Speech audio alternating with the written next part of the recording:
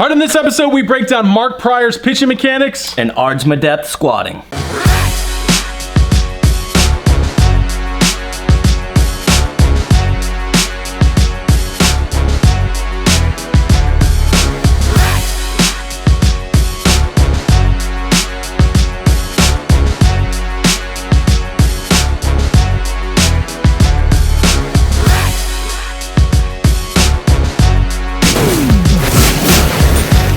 All right, Brent Porcio, Stephen Godani here at the @Top Velocity hashtag Pitch and Tips show, Twitter, Facebook, Instagram, Snapchat, musically @Top Velocity hashtag Pitch and Tips hashtag Baseball Tips. Ask your question, we will answer on the show. Hitting tips as well. 2x3x camps coming up. We got one this weekend. It's cool. We're starting to get. We got the next 3 weeks, don't we? Yeah. 3 weeks from here on out. I think the only weekend we have off is, and actually I think I have a 2x camp there if it comes through.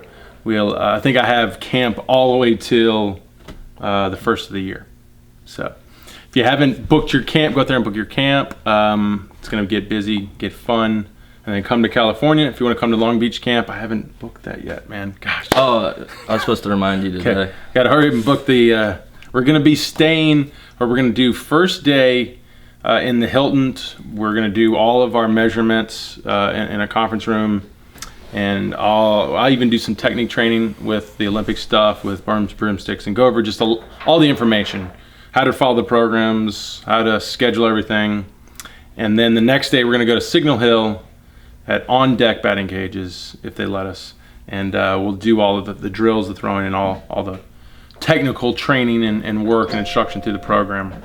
So, I know it's not the ideal camp because here, we can do a little bit more with everything, but still you get a great experience, a great start in the programs. And also too, if you want to come down here and use your week of training like you get after you do the camps here, a week of training or more, if you need more, let us know, which is included. We'll make it happen. But yeah, sign up for those soon. But yeah, you do have a Long Beach one. If you're more on the West Coast, you can do that on December 28th. And then following that, we'll have the ABCA. You can hang out with us at the ABCA. Shout out to Walter Feeney. He actually said he's going to come down to the ABCA. Oh, yeah, he was telling me that the other day, too. You think we'll get Walter at the camp? I'm saying I'll believe it when I see it. Come on, Walter. I'd like to see Walt there. Yeah, come on, man. Hang out with us. Represent some top V at the ABCA. Cool. All right. Well, got a question for today. Let's get started. Ryan Maservi asks, hey, Brent, can you break down Mark Pryor's pitching mechanics? All right, Mark Pryor retired from this game for injury reasons. Give him some information on his career. 6'5", 230-pound guy. It looks like he played from 2002 to 2006, and from what I remember of him, he just a career just marred with injuries. That was always the story with him, but he was almost like a Steven Strasburg coming up, like a can't miss type of prospect. People were really excited about him and kind of thought he was destined for greatness, and unfortunately injuries derailed his career early on. I think it's a good comparison to Steven Strasburg because there's similarities in the mechanics, size. How big was he again? 6'5", 230. Big guy. Unfortunately, because he played, when was his last year? 2006. And that was big league ball. He then played indie ball. He actually played in the league I played indie ball in the Golden League, and played a little bit after that. And then, now I think he works in the front office, or used to. But you don't have a lot of footage on him. I've asked people online to find footage. This is the best I could find in the search I did. So it's kind of far away, but we get an idea. Kind of feel like, because once again, if you go back to my episode, kind of similarities in my footage. When you go back to yours was worse, I think. Worse because I'm older than him. So the older guys you're looking at, you're not finding a lot of good footage. So I think that's the hard thing when we go back. So similarities to Strasburg is just the bad connection to the lower and upper half, I think, is the key, and you can see a lot of the overcompensation. So coming out of his leg lift, not really an early mover. And it's cool because it looks really blurred out to us, but on screen I think it looks a little better. So he took a little while to get going, but once he got into that loaded position, we're not in a good side view here. We can see his force vector was linear. It does look like he's more quad dominant, he's shifting into his toes, which will cause this to collapse. because there's a problem in his lower half, because when he goes to front foot, I'm not seeing a lot of power coming out of this leg. So he's hitting front foot, the foot's still in the rubber, it's still sideways on the rubber. Now look, this footage is probably when it's obviously after 2006, indie ball, trying to come back. But so I would bet when he was younger, up, with the Cubs, that this was better. But we see a big problem, not a lot of force in the back leg. So he hits front foot, and then look how late his hips are. His hips are fairly closed, yeah. And then his front leg is, stabilizes right here, and his hips open right here, and then he has no hip to shoulder separation at that point. So the back leg force production is very poor. The foot isn't even getting off the rubber. He's not getting internally rotated off the rubber. Hips are landing closed, taking a while to stabilize. Here's the problem. So he hits front foot, a lot of scap loading. Should I go let that guy? And so, sorry, somebody's trying to get him now. But one thing in that scap loading, excessive scap loading and horizontal abduction. So the elbow pulled behind the back is excessively pulled behind the back. That's why I said we're kind of getting into Strasburg here. And we have poor hip to shoulder separation, okay? What I remember about Strasburg was he was not, I can't even remember, I have to go back to it, but yeah, he did lack a little bit of dynamics through the lower half. He has a shorter stride, and forces inside 90, and but Strasburg early trunk rotates. Now, I don't see the early trunk rotation I see with Strasburg, probably because his hips are way more delayed, but similarities in the excessive scapular loading, which is what can cause the early trunk rotation, specifically if he's got a lot of momentum down the mound, which Strasburg has more of, so he'd want to start it earlier. But you can see when he goes into shoulder rotation, here's the thing, and this is where he had rotator cuff surgery, labrum surgery, pretty much the shoulder unraveled. First of all, in that excessive scap loading, that's very hard on the anterior cuff, it's also very hard on the elbow, but here's the thing. The weaker joint is going to go. So in his case, the weaker joint was the shoulder, and most guys' cases, the weaker joint's the elbow. I was kind of that guy too. My weaker joint was my shoulder, not my elbow. So as he went to rotation, look at the arm. It goes from way behind the head, and this is the interesting thing. The trunk just turns about this much, but the arm goes fully all the way around. It's like, whoom, okay? So the arm really took over as he started rotation, and you see it push way out, all the way around and way out in front of the face.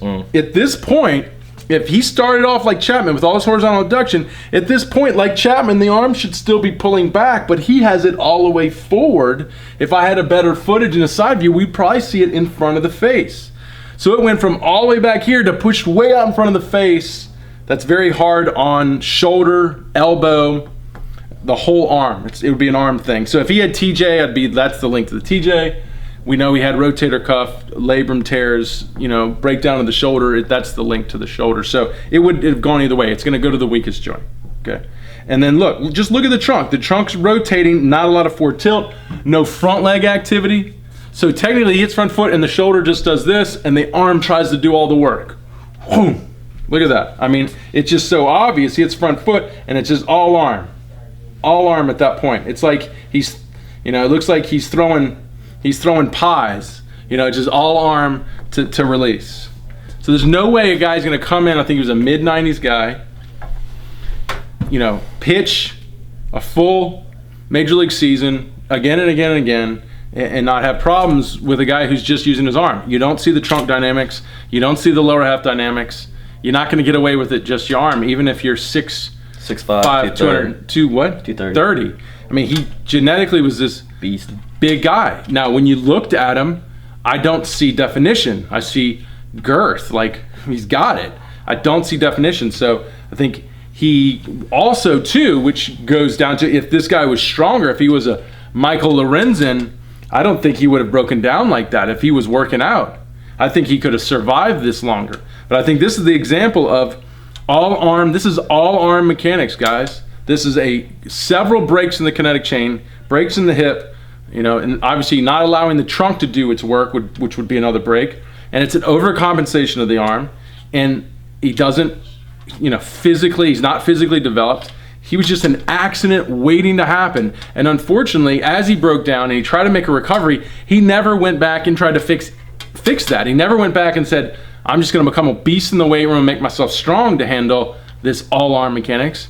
Or I'm going to do that, and I'm going to try to get my trunk more dynamic. I'm going to try to get my lower half more dynamic and come back. Because I think it's kind of sad. I would love to go to Mark Pryor 2007 and redevelop this guy and just put him through top V, build his body up, give him better biomechanics, which would probably have fixed a lot of his biomechanics, and developed him in the beast he should have been. I see the upside potential only if he could have been developed in that way. Anything you want? Yeah, I mean, my 2 cents on it is, with how much scap loading that like Strasburg and he's doing, to me, a lot of it, the dude's a beast, 6'5", 230 pounds, but when his foot, like the hips are so delayed, his ankle's not kicking through, big break in the kinetic chain, obvious disconnect between the lower half and the upper half. But to me, all of that scap loading is him trying to separate, him trying to create that hip to shoulder separation, but with a broken chain. And that's just leading to all this overcompensation that Brent's talking about, where the elbow's pushing out in front of the face, because he's not transferring from the ground up as efficiently as he could have been, and he's just really doing his best with what he had to hold that energy back, create that torque, and then let it all go. But unfortunately, it just put way too much stress on his arm, and you saw the product of it. Yeah, we have a study that shows less knee flexion puts more load in horizontal abduction.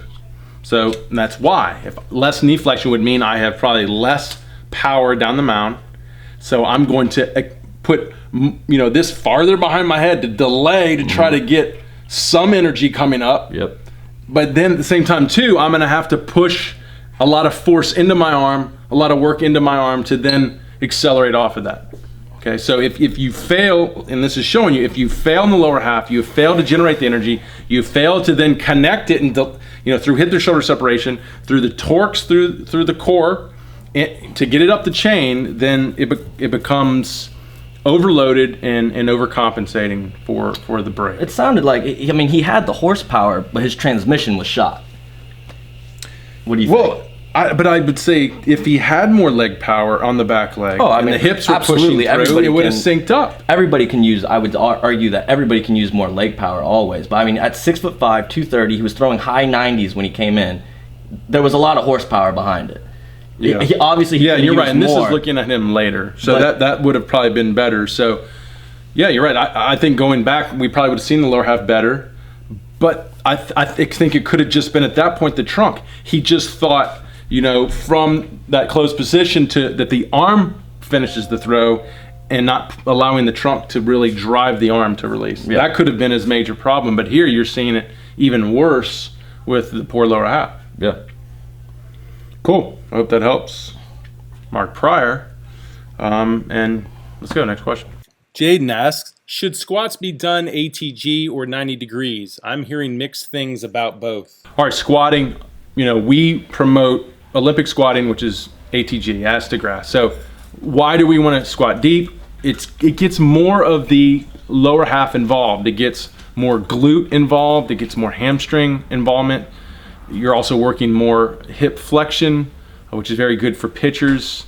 You're working good hip external rotation, which is very good for pitchers. So a lot of mobility is improving in the hips in a deep squat.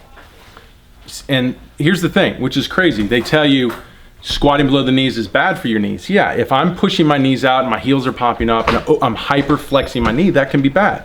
But if my heels are down, my knees are slightly out, and I'm balanced and I'm ATG and my back's not curling, my hips aren't tilting, it's great for you. It's gonna helping keep good mobility. It's engaging core and quad.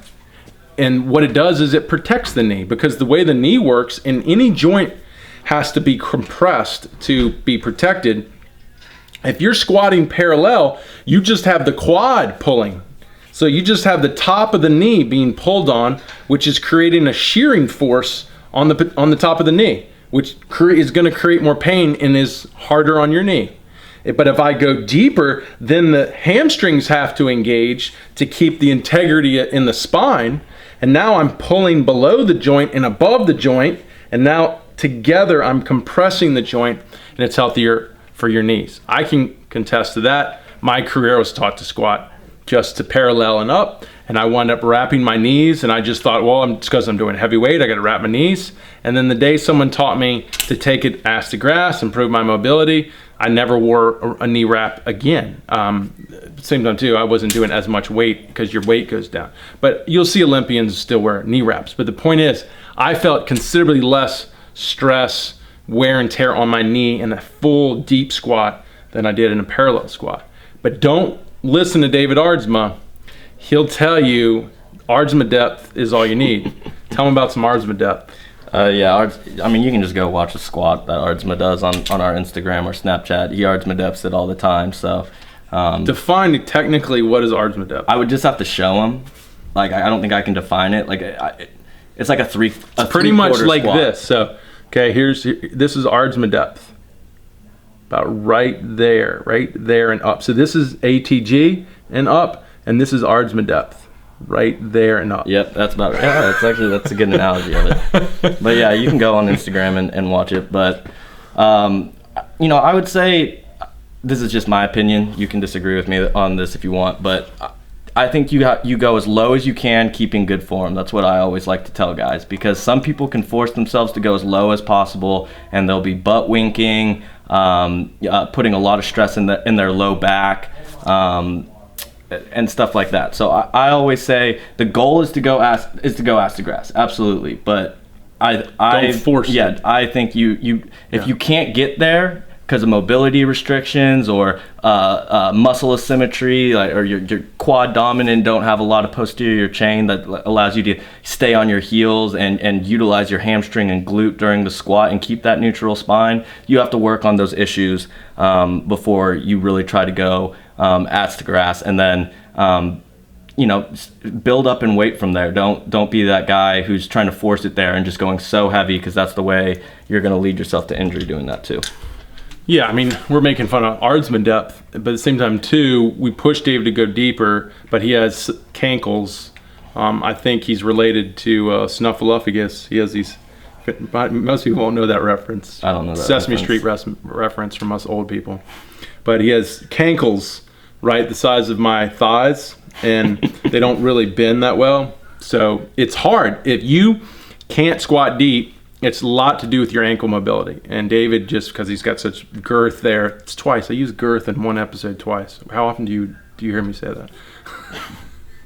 So his girth and his ankles is so much. He doesn't get a lot of flexion, so he can't keep the knees forward, so he wants to fall back all the time. So that's why it's Aardsma depth. So we try to force him, but yeah, it gets stuck into Aardsma depth. He's also had hip surgery on. But that has nothing to do with it. David has never complained of his hip abduction is. You have to have a certain degree of hip abduction to go all the way.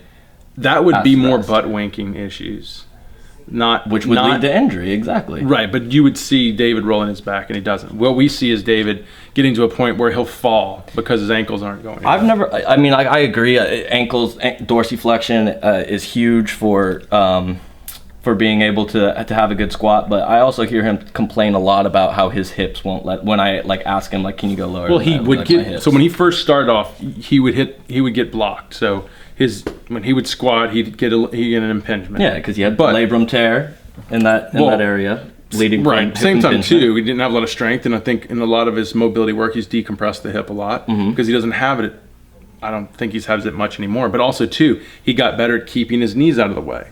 He used to keep the femurs right up under him. Now he's getting the femurs out of the way, and he goes down. I mean, if he sits and he squats without a bar, he's great. And that's hip abduction, though, too. As you're putting torsion in and then sitting down, as you're keeping your knees out, your hip is abducting into the squat. You get what I'm saying? Yeah, it's abducting. Your femurs are coming up. So didn't he have surgery in his groin that would prevent him? No, the adductors is the muscle that pulls the leg down. But he had surgery. In the adductor. Yeah. You're not really pulling. Well, if you're pulling on the groin, then it's shortening, and then it's going to pull the hip up, and then you're going to butt wink. So that's the only thing I would see it affecting. But I still think David's problem, and he could tell us, is when he gets to that certain depth, he can't push the knees forward anymore, so he feels like he's going to fall. So, and then the back's going to round, he's going to butt wink. It's all kind of related. He goes as low as he can. But to me, if he had good ankle mobility, he would go even lower, and then you're right. Then you might see the adductor stiffness, tightness. But I don't think it is really tightness in them. I don't think it's hamstring tightness. It's the ankles. I'm telling you, this, you can have your opinion. I like it, but I'm going with the ankles. I'm going to tie one more thing into it though too, because when we look at his biomechanics of when he was a high 90s guy, when he was with the Seattle Mariners, what I saw with him with the Mariners was he held more torsion and he had more hip abduction moving down the mound. Same kind of thing correlates into a squat. If he doesn't have a lot of hip abduction, which he doesn't have as much anymore, it's harder for him to get lower. The hip's in a completely different place in that. It's in real abduction off to the side as opposed to more really flexion. Agreed, but that's because he's moving down the mound. Because if torsion in a squat, if you're going into this position, right, and then you're going down, if you're doing the torsion on the mound, you're holding torsion on the mound, you're moving down the mound, which lowers your force vector. It's just from you moving down the mound, right? Yeah, but the squatting is, if you can't keep the knees out as you go down, the knees come in, it's more flexion is his problem. Or it's more, not problem, is more flexion is what he's doing than abduction. So the point is, I don't know how much the adductors are activated in a squat. I know they're activated. I don't know how much they're activated as opposed to pitching. They're highly activated. They're one of the highest activators in the stride. Sure. I just don't know how much is being activated in a squat. Okay. I know it's being activated, I just don't know how much. Yeah. All right, to finish this up, I'm just saying with David, I see his biggest hurdles is ankles. You break that, I think, then we start trying to figure out, is it the adductors, it is hamstrings, whatever. For you guys out there, the goal is to be as deep as you can without falling into the hip issues, the butt winking, the spine issues. And of course, you're going to have to conquer the ankle issues if you're going to do it. And that should be part of your mobility training. So if you're having trouble deep squatting, it should be the emphasis in your mobility work and the focus and your technical movements in your squatting itself. And typically guys that think parallels how we squat, you get in these big trunk leans or leaning forward and then it's like a good morning. It's not really, hitting the glutes, the hams, the quads, the lower half as well when your trunk's leaning all the way forward. So a lot of guys just need to learn how to squat. I think that's where a lot of people just fail. They don't understand. They haven't learned how to squat correctly. Sure. Good question. If you have a question, Twitter, Facebook, Instagram, Snapchat, Musically, @TopVelocity, #pitch tips, hitting tips, baseball tips. Ask your question, we answer on the show. 2x3x camps, and we will see you on the next episode.